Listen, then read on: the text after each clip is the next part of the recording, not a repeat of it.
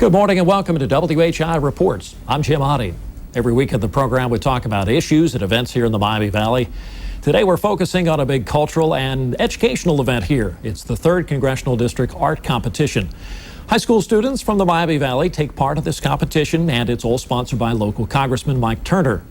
This half hour this morning we'll talk with the Congressman, also meet some of the students and educators involved in this program. First though, I want to show you the artwork, and this is really something to see. We'll go to the video here.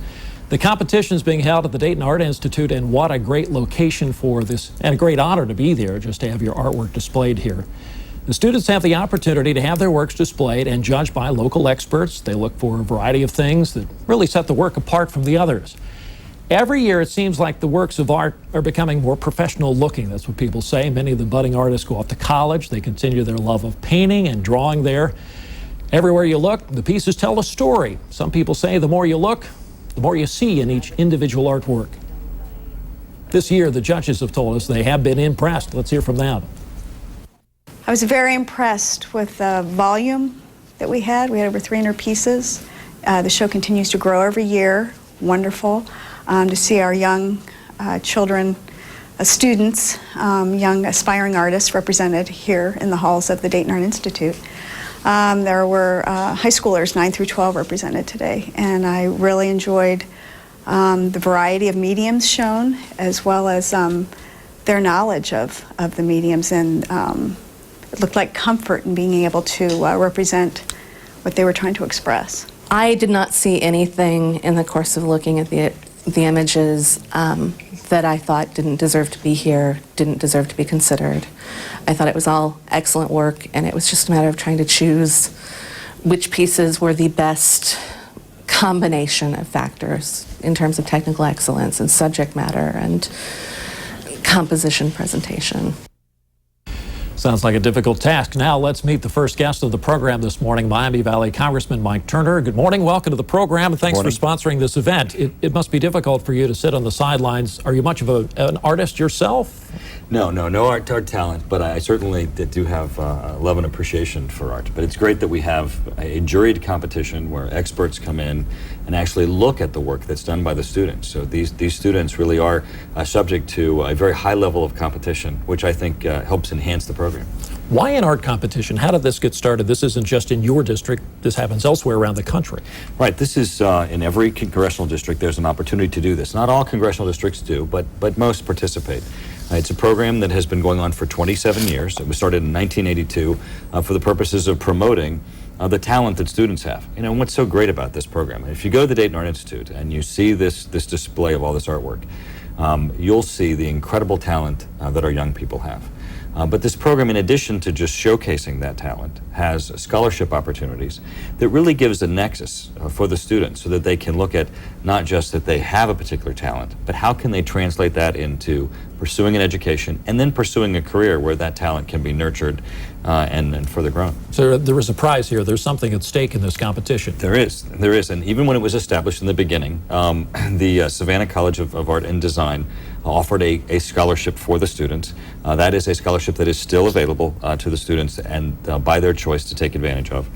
And then locally, the University of Dayton, Wright State University, and Sinclair have also stepped up, and they provide scholarships. The University of Dayton provides a $2,000 scholarship, Wright State also a $2,000 scholarship, and Sinclair a $1,000 scholarship. And the way that it works for the scholarships is that the first place winner gets to choose first, the second place winner gets to choose second, and the third place gets to choose third. That way it's not just a winner-take-all competition. It really is one where all of the students are participating. Those who get to display at the Dayton Art Institute to those that place have an opportunity at something. So how does this work? This is open to school districts and high schools throughout your district? That's a huge area. It is. We have almost 20 high schools that participate, and there are over 300 works of art that are displayed in this program. So the judges had a lot to do to go through all of the great quality works that we had. And people who come to the show will see, really, as the judges were saying, varied mediums. Some are painting, some are abstract. They run the gamut.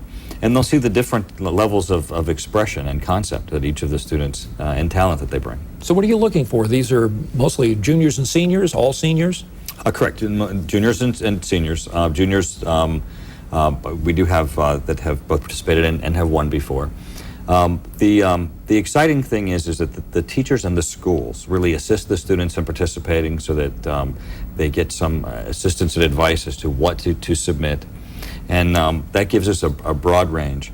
But the big thing, I think, goes right back to we're celebrating what our youth and students are capable of, their talent. And how can we nurture that? How can we take their high school years and translate them into what they might want to pursue in the future? With each of these scholarships, the students that are participating in reading about them learn about the educational opportunities, how they might be able to translate this particular talent into both an educational program and then hopefully into a career. So even if the students are not necessarily ones that placed in this competition, they might have learned from the program about an educational program that they do pursue, taking advantage of their talent. People want to find out more about this, you can go to our website at WHIOTV.com. It's on our community page as well. For schools that did not take part this year, they're now thinking we should have done that. Absolutely. Art departments should be tuned into this. Where do they find out about it? Well, our office gets in touch with all of the high schools in the district, and if there's anyone who's in a school that wants to learn more, they can certainly contact our office. It is important for the schools to take advantage of this because this is an opportunity for the students. As they do apply for college, they have the ability to place on their resume, that they participated in a juried art competition where their artwork was displayed at the Dayton Art Institute. And I have to thank both the Dayton Art Institute and, of course, WHIO, because without the two of you as partners, this would not be as high level of a competition that it is. The Dayton Art Institute, by allowing the works to be displayed there, really gives a gift to every student that participates. As they drive by the rest of their life for the Art Institute, they'll know that they had a piece of artwork that was displayed there with Monet and other great masters. And then WHIO has just been incredible in helping us promote this so that people know that they too can go to the Art Institute, see the display, and participate. And then, of course, the students get highlighted. What you're doing today and highlighting their particular talent is very helpful. As a cultural event, and I've been there when we've been looking at the students' work, and then people who are off looking at other exhibits come through and say, well, what is this? And I said, well, this is just another room full of fantastic art. And they walk in and then later are surprised these are student artists. So as a cultural event, this has got to have some great value here.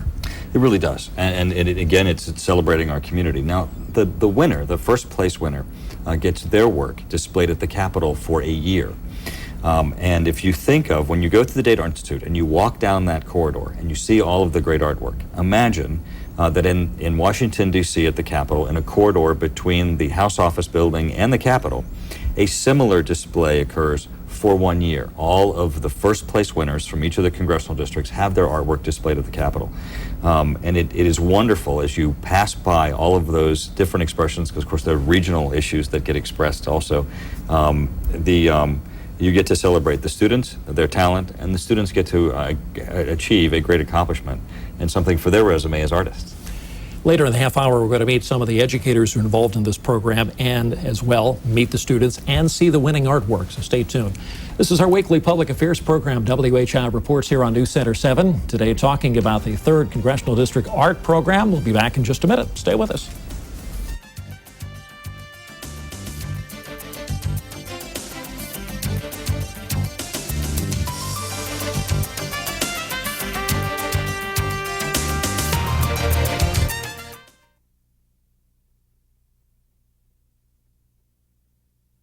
Orienting it is. It's like playing baseball. You're in the outfield at night. You go, where is the ball? Where am I supposed to be looking?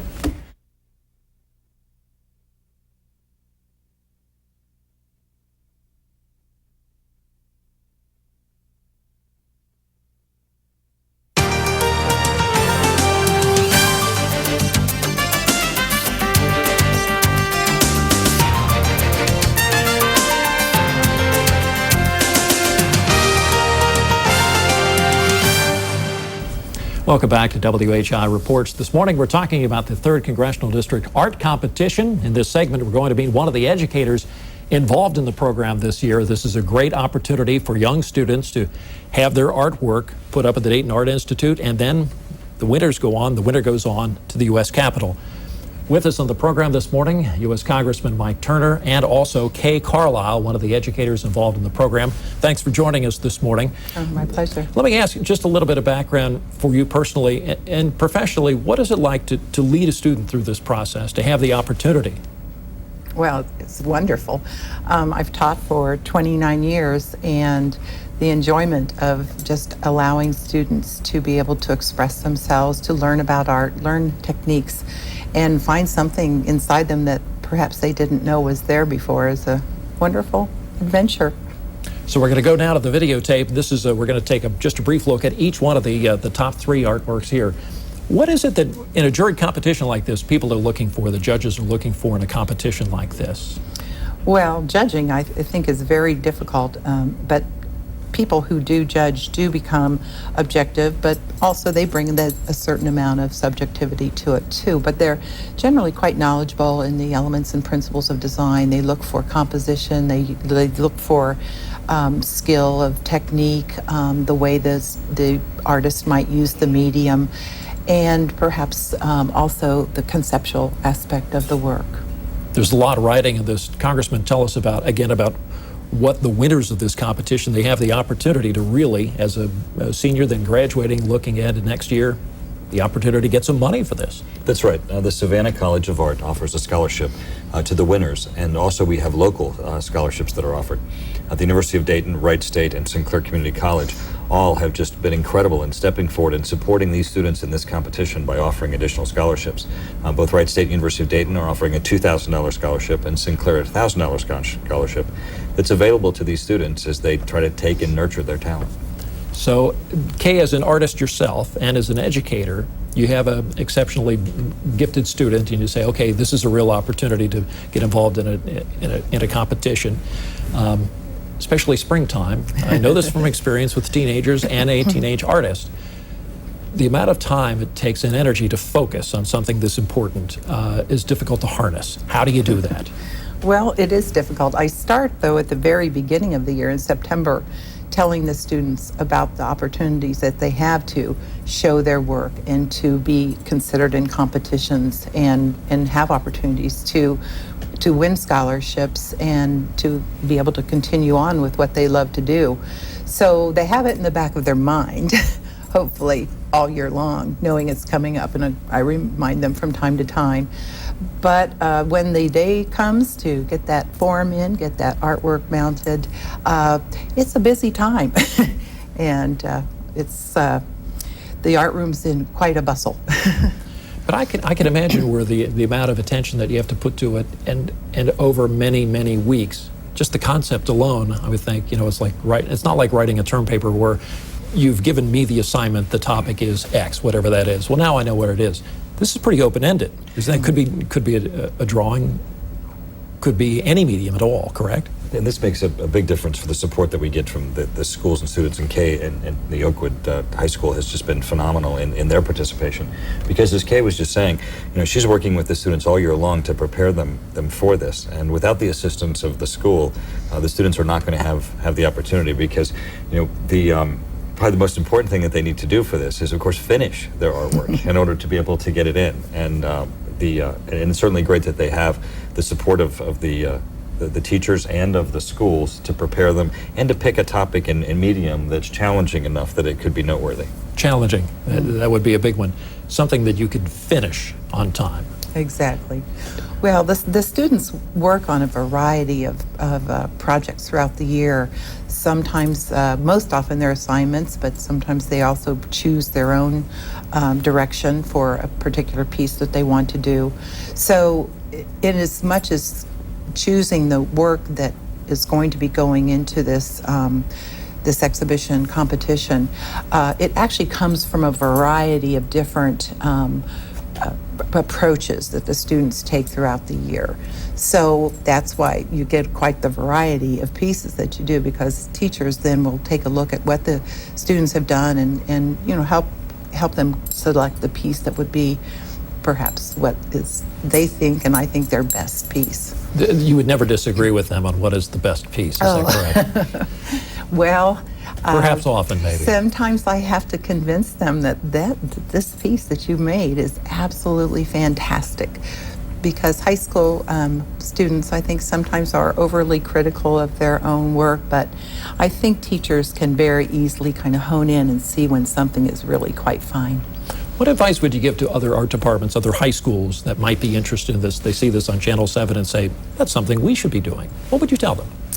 Well, I would tell them that to go for it, because it's a wonderful thing. And if you're teaching art and you're having your students create art, it's just one more step. It's a big step. It takes a lot of time and energy, but it's well worth it for the students, because to have, as you said, to be able to say, I had my work exhibited at the Dayton Art Institute, and then perhaps be a winner and have such a fantastic event to look forward to as going to Washington and having your work hung at the Capitol for a year. Oh, that's a marvelous thing for a young artist. Once again, if people have questions about this program, you can get in touch with the Congressman's office. You can find that information at WHIOTV.com on our community page. We're going to take a break here. Thank you for your time and your efforts, and I think it's a really great opportunity. In the next segment, we're going to meet the winning artist. Stay with us. You're watching WHIO Reports here on News Center 7. We'll be right back.